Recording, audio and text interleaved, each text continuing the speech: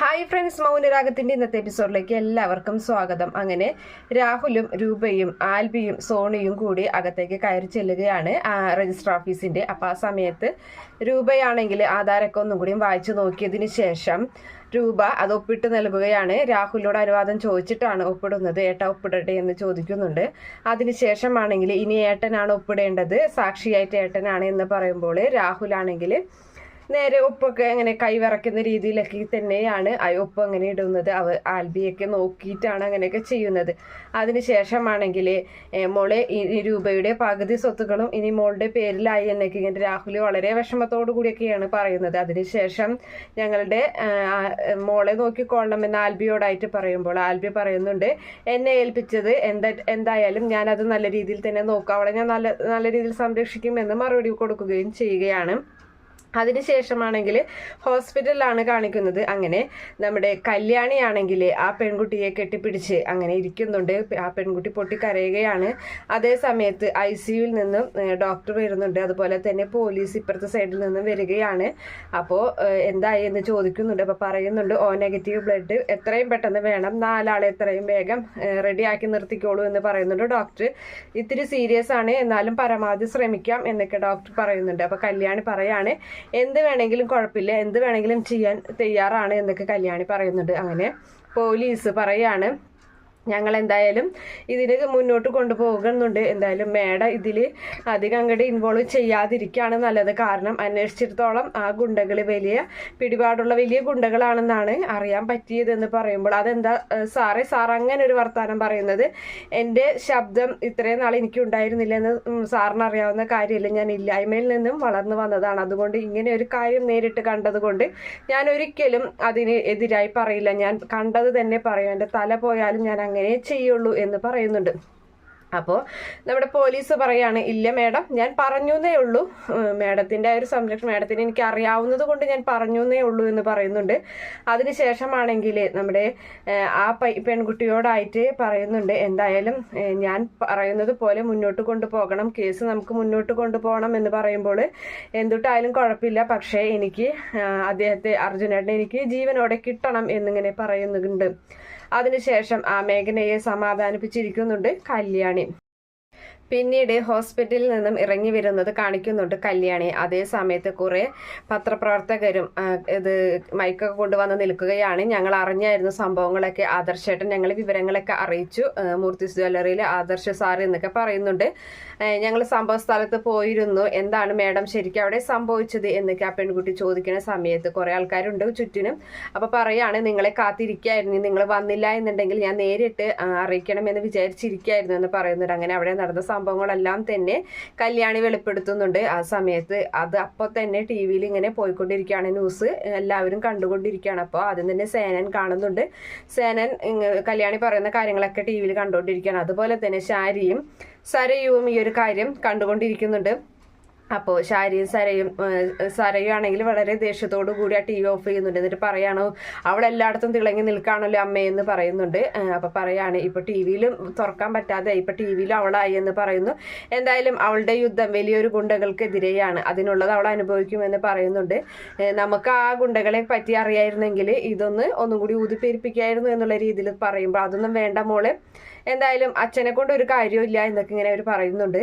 നമ്മൾ പ്രാർത്ഥിച്ചാൽ മാത്രം മതി, ഇതെന്തായാലും ആളിക്കത്തും, ഇതിന് എന്തായാലും അവൾ അനുഭവിച്ചിരിക്കുമെന്നിങ്ങനെ ശാരി പറയുകയും ചെയ്യുന്നുണ്ട്.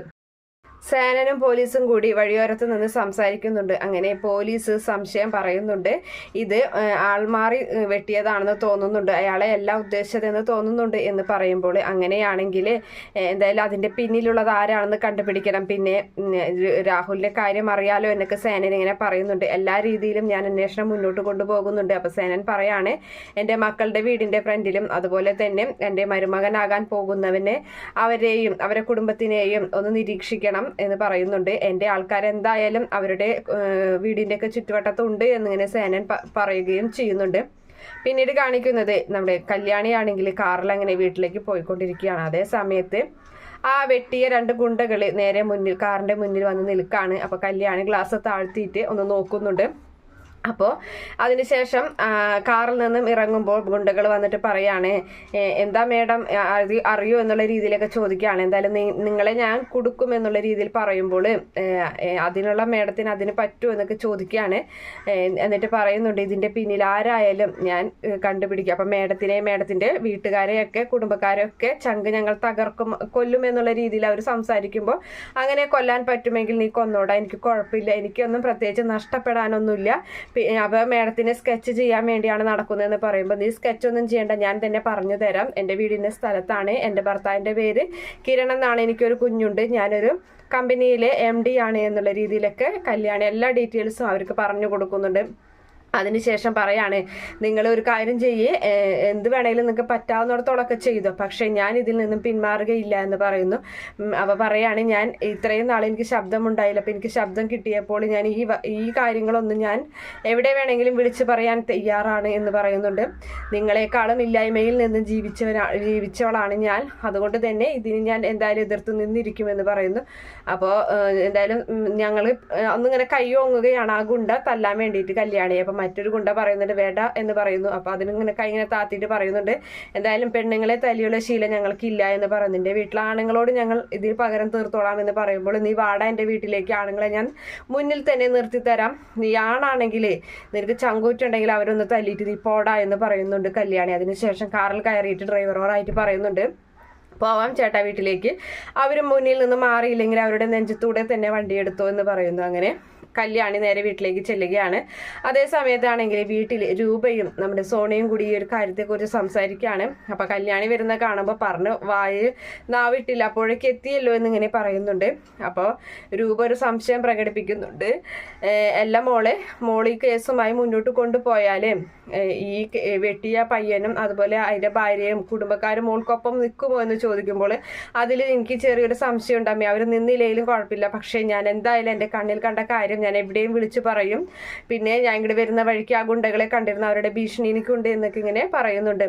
അപ്പോൾ നമ്മുടെ സോണിക്കും അതുപോലെ തന്നെ രൂപയ്ക്കും ചെറിയൊരു പേടിയൊക്കെ ആവുന്നുണ്ട്. അപ്പോൾ സോണി പറയാണ്, അച്ഛൻ എന്തായാലും വിളിച്ചിരുന്നു, അച്ഛൻ പറഞ്ഞത് ഇത് ആൾ മാറിയിട്ട് എങ്ങാണ്ട് വെട്ടിയതാണെന്നാണ് പോലീസ് സംശയം പറഞ്ഞു എന്ന് പറയുമ്പോൾ, പെട്ടെന്നാണ് കല്യാണിക്ക് ആ ഒരു കാര്യം ഓർമ്മ വരുന്നത്. ആൽബി ഇട്ടിരുന്ന ആ ഷർട്ടും ആൽബിയെ ആരൊക്കെയോ നിരീക്ഷിക്കുന്നതായിട്ടുള്ള ഒരു കാര്യങ്ങൾ അങ്ങനെയൊക്കെ ചിന്തിക്കുന്നുണ്ട്.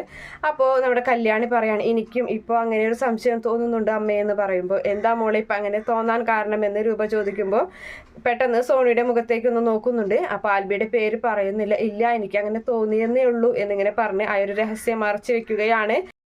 ആ കുട്ടിയുടെ വിഷമം കണ്ട് സഹിക്കാൻ പറ്റുന്നില്ല, 3 മാസം ഗർഭിണിയാണ് അമ്മേ ആ കുട്ടി, അതുപോലെ തന്നെ സ്നേഹിച്ച് കല്യാണം കഴിച്ചതാണ്, അതുകൊണ്ട് വീട്ടുകാരുടെ സപ്പോർട്ടൊന്നും അവർക്കില്ല എന്നുള്ള കാര്യങ്ങളൊക്കെ തന്നെ കല്യാണി രൂപയോടും സോണിയോടും പറയുന്നുണ്ട്. അപ്പോൾ അവർക്കൊക്കെ ഒരുപാട് വിഷമമായി നിൽക്കുകയാണ്.